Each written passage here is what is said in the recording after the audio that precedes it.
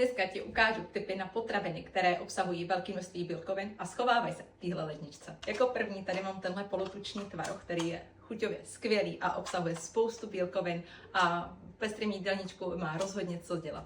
Pak je tu tenhle cottage sýr, je v light verzi. Jsou dvě potraviny, které mi nevadí kupovat v light verzi, a to je tenhle cottage a pak mozzarella.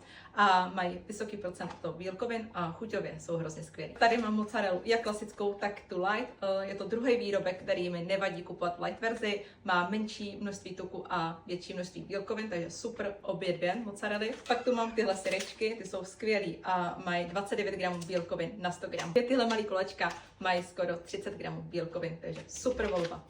Pak tady mám tohle tofu, bílý natural, miluju ho na nějaký sladký dezerty, na sladký takový krémy, jo, takže taky parádní zdroj bílkovin. A pak tady mám i tohle uzený tofu, zase má dost bílkovin, má 15 gramů bílkovin na 100 gramů a jak do studené kuchyně, tak i do teplé kuchyně se skvěle hodí. A jaký zdroje bílkovin využíváš nejčastěji ty? Poděl se mnou do komentářů.